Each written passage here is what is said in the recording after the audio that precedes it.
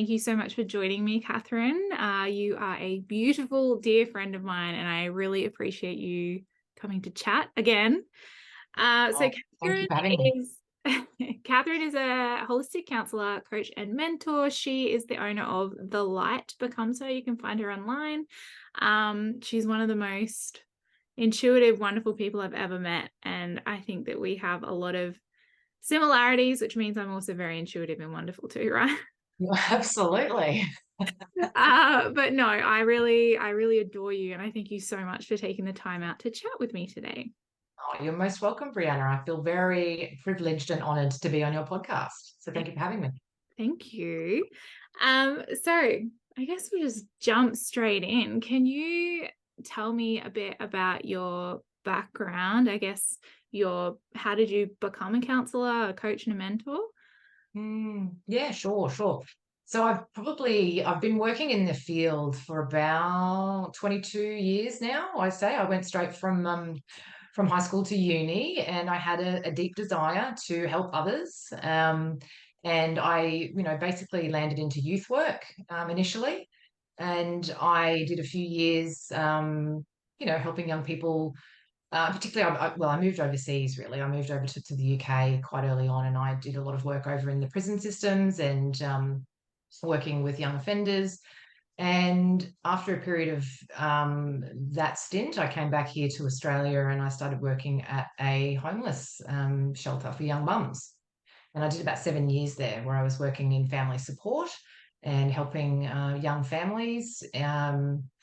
Overcome, I guess, some of their own adversities and their own childhood traumas and helping families to stay together, basically, because, as we know, childhood trauma has long-standing impacts on people as they become adults, and particularly it starts to rear itself in your family dynamics when you become a parent as well. So yeah, so I've been doing that for about 10 or so years, and then I moved into children's mental health and worked there, managing a children's mental health service for about another 7 years. And I have worked, yeah, in some other different roles in terms of child protection, and I'm now in training and development as well as also having this coaching business on the side. So yeah, that's probably my professional background in terms of, Yeah. yeah. Amazing. So you've got a ton of experience, and I can tell when I ask you about things or bring things forward that you have this just wealth of knowledge from everything that you've seen. Um, on a personal note, I know that you have been journeying alongside me, Mm. um, and probably for a bit longer than me. I think been a lot more awakened to what needs healing. Can you shed a bit of light about your personal story? Yeah, absolutely. So I have for the last about 2 and a bit years now been sober. I've been sober from drugs and alcohol, and that had been quite a journey that had sort of led me to the point of realizing that I needed to actually, change the course of my life. Because right from a really young age, I had started dabbling with drugs and alcohol, and I'd really found something in alcohol in particular. I found a sense of relief and a sense of calm and a sense of belonging, that I really hadn't experienced up until that point. And alcohol quickly became, my best friend, really. And it became this crutch that I used to regulate my nervous system. And I really became quite dependent on it and relied on it for all social situations. I relied on it to, feel that confidence and feel that sort of sense of being able to communicate effectively. And yeah, it really kind of dulled a lot of the experiences, I guess, that I had repressed and pushed away from my childhood. I had quite a low self-esteem as a young person, and I was probably yeah, really other focused. I was really always focused on, what other people needed from me. I was always, sort of that rescuer, that helper, falling into that sort of dynamic. And yeah, I guess, for me, the journey with alcohol was something that, yeah, it was progressive. It didn't start out necessarily as problematic. But there was a lot of binge drinking that led to, consecutive weekends, every weekend basically for over 20 years that I was using alcohol. And I guess it just got to a point where it had really become unmanageable. And I started realizing, I realized early on, I guess, Brie, that, my childhood was impacting me, that there were things that I hadn't dealt with. and that because I was under the influence of alcohol quite a lot, if I wasn't working, I was drinking. Um, and so, that I guess allowed me to stay disconnected and dissociated from my body and from my memories. And so I guess for a long time, I still felt like there was something really wrong. I felt that sense of low self-worth and that sense that, I was different and not worthy, not enough. So I was on a healing journey, I guess, or on a journey of self-discovery from quite a young age. Reading all the books and going to, retreats and, going into therapy and doing what I could. But I guess I wasn't willing to go all the way in. And for me, all the way in meant to get sober, because I had really attached such a lifeline to alcohol. I had really felt that I couldn't survive, without it. I really had that storyline that was running. So I guess, yeah, for me, it took me, over 20 years to reach that point where I actually, recognized that alcohol was really hindering me. It was actually getting in the way of me integrating all of the things I've been learning and all of the therapy and all of the, the work even that I had been doing in my professional career. I had a lot of knowledge and a lot of wisdom that I had been able to sort of impart to others, but never from my own sense of integration. I hadn't really put two and two together the way that I had been using alcohol to mask my pain. Um, so I guess, yeah, when I made that decision a couple of years back to finally, let go of alcohol because it had got to a point where it was killing me, it really was. Um, yeah, so when I made that decision to sort of let that go, it wasn't easy at all, but it certainly has led me to, where I'm at now, which is a completely different, viewpoint, I suppose, not just of myself, but of the world around me. I have a completely different outlook on the things that used to scare me. I used to be really afraid of leaning in and stepping outside of my comfort zone, doing things that challenged me was just not even an option. Whereas now I consistently and consecutively, day after day, lean into things that scare me, and I'm doing that because I'm committed to growing. I really am committed to letting go of the things that had been holding me back for so many years and also to be of service to others. Mm. That's kind of what I've been guided to do for over 2 decades now, but it's a different kind of path that I've found myself on now where I'm actually using my experiences and my personal story to be of greater service to others. Yeah, and you've got such a powerful story to tell. And I think we have often, I guess, swap notes on a lot of how our life sort of ended up getting to where it was. And I had a very similar moment with after the birth of my son, as you know, where I just had to admit to myself that the way I handled stress was distraction, and the way I handled massive triggers would flow into, and I'm going to use quotations, OCD. It's just a form of anxiety, where I would think that I could worry myself out of a problem. And Mm, it wasn't until after I had my son, even though I'd had these little blips and waves, after I had Flynn, I was like, there is something really not okay. And if I don't look at this, I mm, don't think I can function. yeah. I think it's very similar when we become like OCD is just an addiction to thinking for me. So Mm, mm, different types of OCD. For me, it was ruminating thoughts. And I thought that I could think myself into safety, which actually wasn't the yeah. case. So yeah, there's a lot of similarities, I think, between our story. And there are times where you've shared some personal stories about, being blackout drunk and all those things. They were certainly behaviors I partook in all the time. Yeah. It just happened that life took me down a path where I felt pregnant and couldn't drink and all that stuff. So for me, in a way, it's interesting the way the universe guides us to where we need to be. Mm, Um, mm, absolutely. it's it's really interesting. So when you were, I guess, you were starting to heal, and I put in quotations Mm, because healing never stops. Um, mm. but as a younger person, when you were going out drinking and things, when do you think the penny dropped that actually it's the alcohol that needs to be gone? Mm. Yeah, I'd never even contemplated alcohol not being in my life until I was probably in my 30s. I'd say probably mid-30s was when I thought maybe, imagine if I couldn't drink. But I guess, yeah, it's because there've just been so many times, and I think a lot of people can relate to this, that, when you get to that point of blackout drunk, that it's one of those experiences where you wake up the next morning and you just don't have any memory. You know that you were walking around, you were having conversations with people, there was a whole evening of catalogue of events that your friends have to tell you about, but yet you've got no memory of it. And that was happening all the time.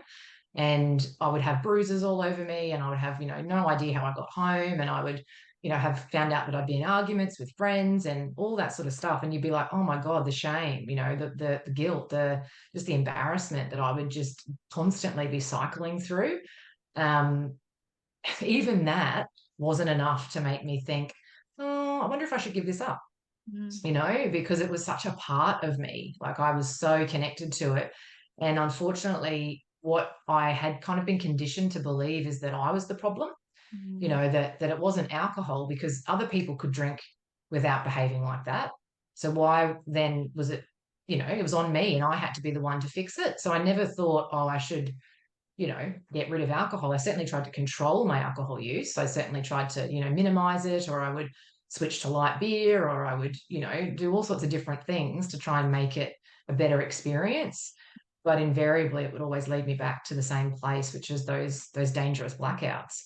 And, I guess, yeah, it took a series of pretty big things to happen for me to go, yeah, this is dangerous. Like, this is really not safe for me anymore.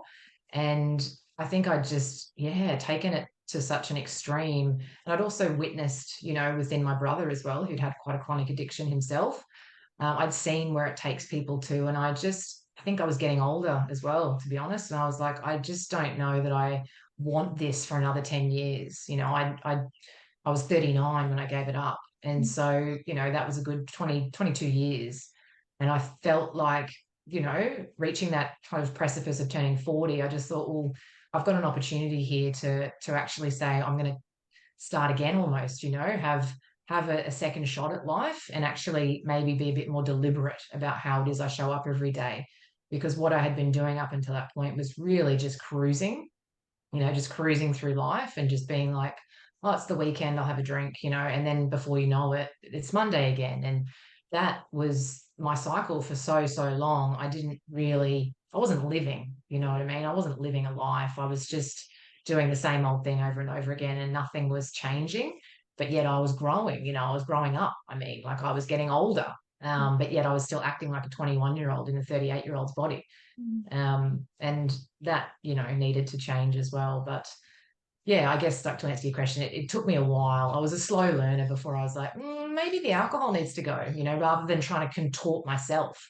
Because, like I say, like, I had such a low self-esteem right from such a young age, that I had this way of personalizing things and making them my fault.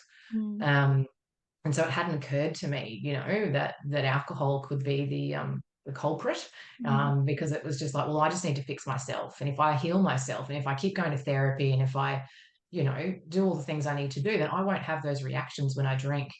But no amount of therapy changed the fact that that's how I would react when I would drink, and yeah, for a lot of people, they say things like, oh, it's all about your emotional state before you pick up a drink.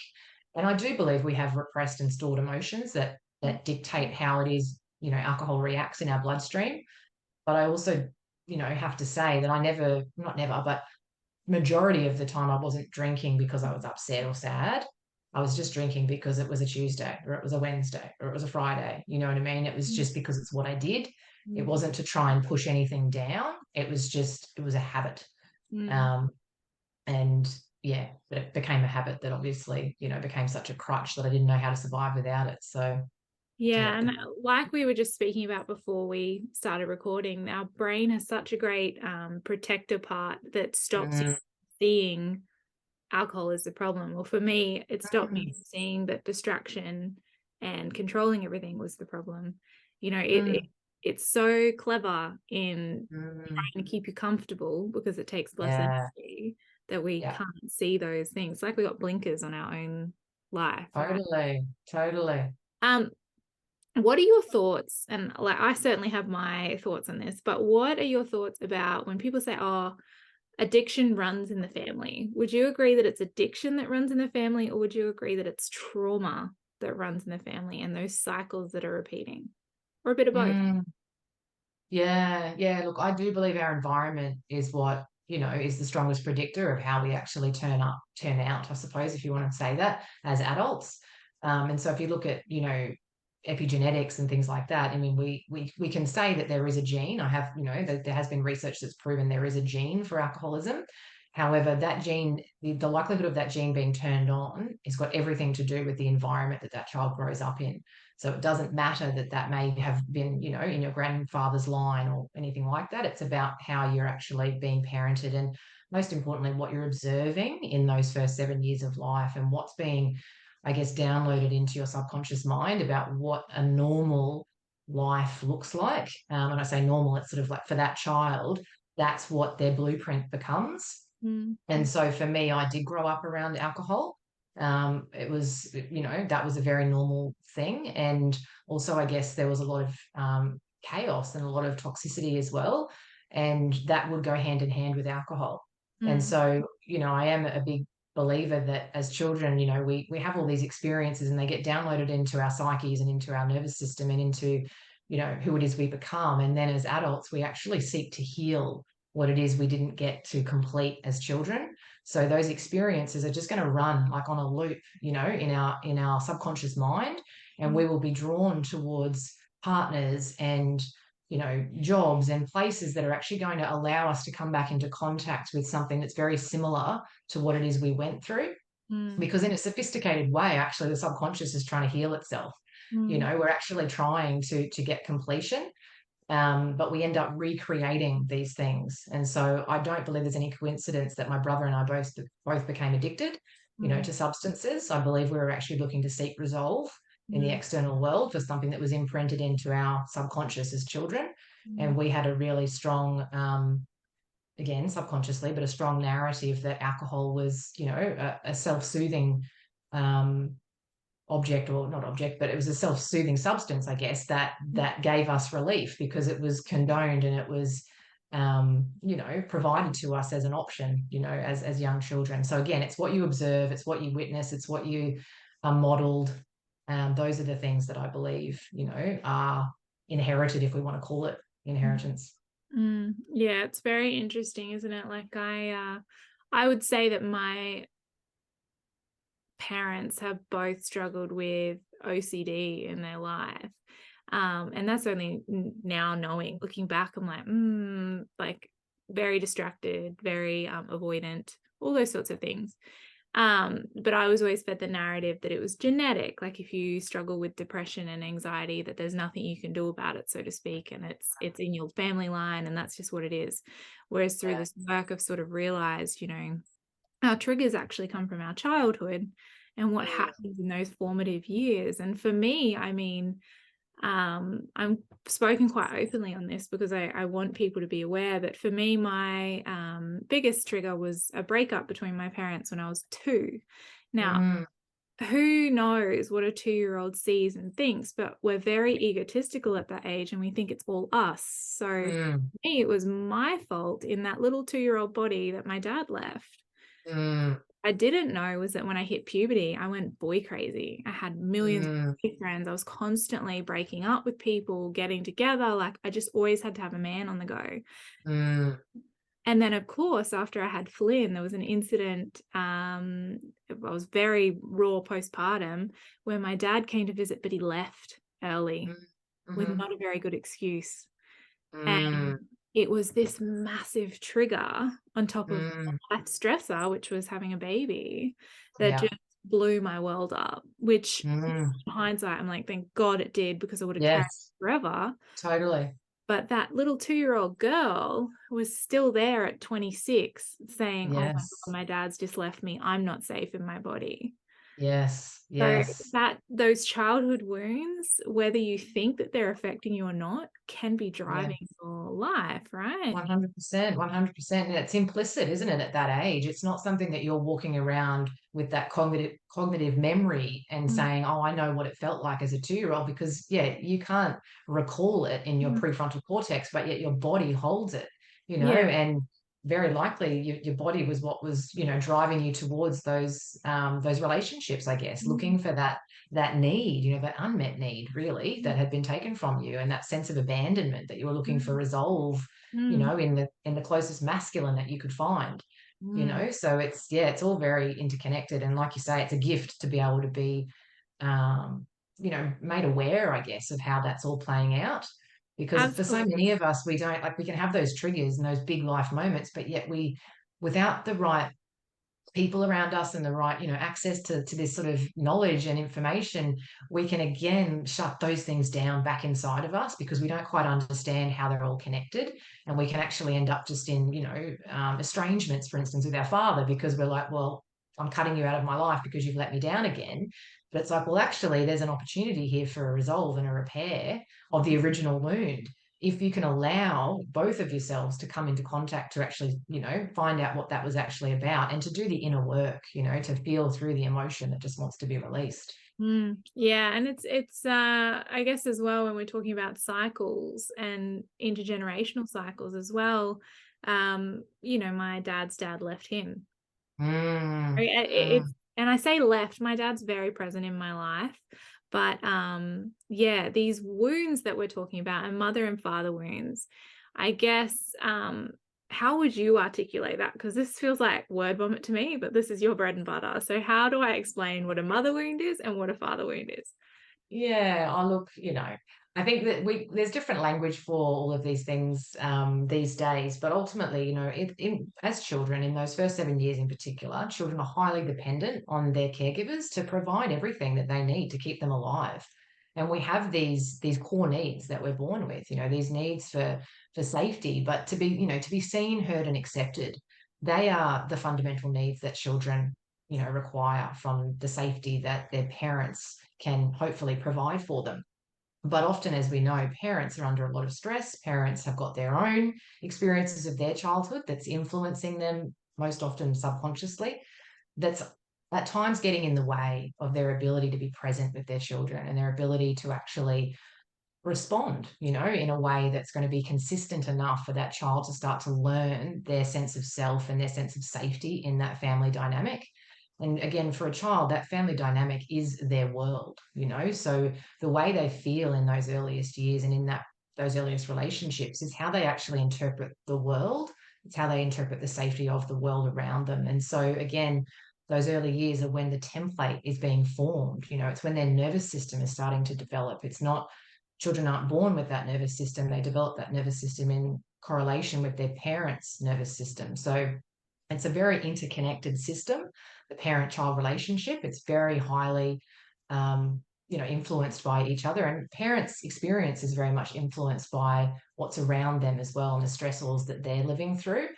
So there's a lot of, I guess, contributing factors that lead to potentially why the parent-child relationship can come under a lot of stress.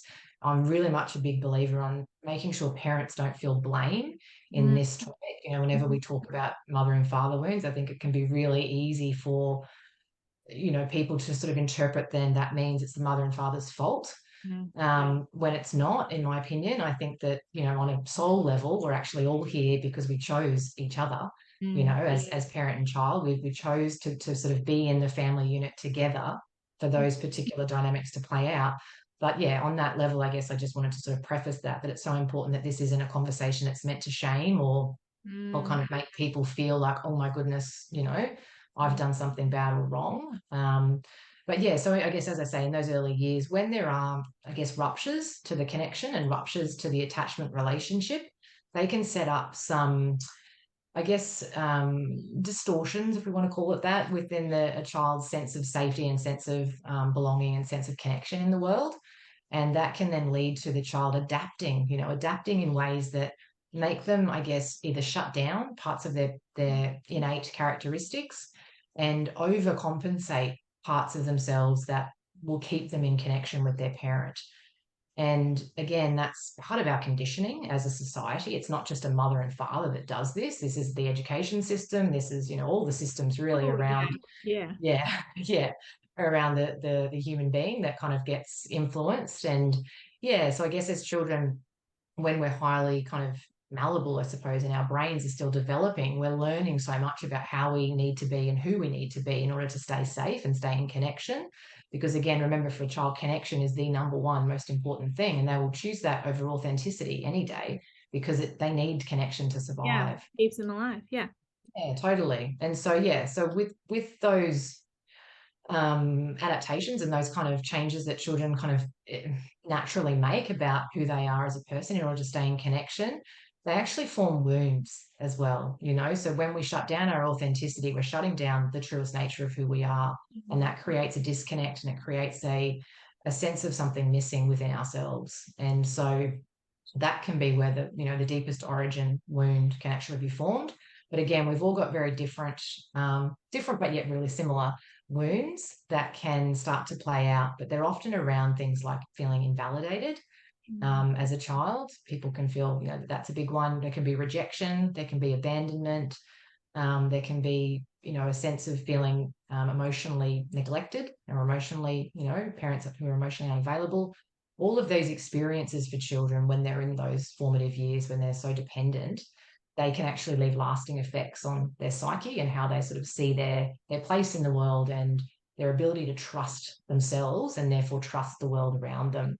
So yeah, there's a lot of layers, I guess, to mother and father wounds, but ultimately, it sets a person up to be in the world in a certain way as an adult. And so that's another big thing that I still also like to kind of explain to people, is that some people still believe that you just turn 18 and then, you're an adult and nothing from your childhood has to even be factored in at all. It's almost like you can close that chapter and say, oh, I'm free now. I'm an adult and I don't have to worry about that. When in actual fact, the person you are as an adult is deeply ingrained in you from a really young age. So we don't just shut the door on our past. We can't say that trauma that happened to me, that invalidation I felt, or that sense of never being able to be my true self, or not feeling seen or heard or understood, those experiences don't leave us. They get stored in our body as emotional traumas. And so we really do need to hold space for them as adults and really start to look at all the ways they're influencing our relationships, because that's the most obvious place to look. If people are wondering, do I have mother and father wounds? It's like, well, look at your relationships, because you'll see it play out there. In particular, any relationship, if you might have constant struggles with women, for instance, whether that's through friendships or whether that's if you're a man and in your female relationships, that's an indication there's a mother wound. And same with fathers. If you're constantly feeling not being seen and understood, and like you're ending up with partners that are just emotionally unavailable, and all of those common patterns, they have their origins in your childhood. And so it's not about the person outside of you. It's actually about what they're highlighting to you that's unhealed within yourself. Yeah, it's quite incredible once you start noticing how often you're triggered by people. It could be the checkout girl or the guy that cut you off on the road or whatever it is. There's something there. I think just touching on, what you said about no one's to blame for this. I think the best advice I was ever given is, if anyone's listening and they're starting their healing journey and they're really fucking angry at their parents, the worst, well, not the worst thing, never have the conversation with them. This is your fault. This is what you did, blah, blah, blah. Because once you get further down the path, and certainly only recently have I gotten to this point, you actually look back and almost, I would say, I appreciate what happened in many ways, because it gave me a lot of strengths. It gave me a very resilient personality. It gave me the ability to heal at a young age. I'm still in my 20s. There's so much to be thankful for. So I think getting time and healing, you don't stay that angry. And I think you can say a lot of things in the moment that perhaps aren't fair or even totally the truth of the situation, because you're emotionally involved. Exactly.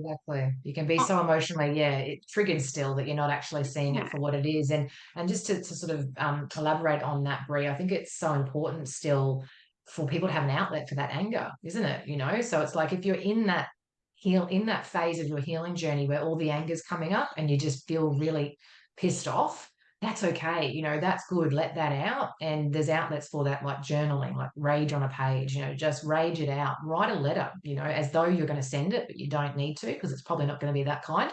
But write out all the things that you would like to possibly say to your family or whoever it is, and then burn it. Mm. Burn that or keep it. It's up to you. But I think it's important that we use all the outlets available to us, like releasing anger through, screaming into a pillow or punching a pillow or going to a punching bag or doing, these exercises, I guess, that are really going to give voice to the parts of us that were shut down as children, because that anger is speaking to a boundary violation. It's speaking to all those Mm. opportunities as a child when you wanted to be seen and heard, and when you were sort of dominated over and you were told to be quiet and you were told that you don't have a voice. Mm. So as adults, it's so important that we give voice to what was voiceless, but yet we don't project it onto people and make them responsible.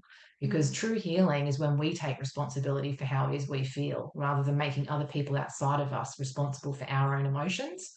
That's empowering. That's where the true healing is. And so that's what I always say to my clients is just make sure you're giving voice to it, but doing it in a way that's actually going to be cathartic rather than just inflaming a wound. Because again, often when we do that, we're just going to get met with the other person's ego and the other person's inner child, essentially, and then you're going to be back in this dynamic where it's sort of you're right, I'm wrong, I'm feeling invalidated again, and then we're straight back in it.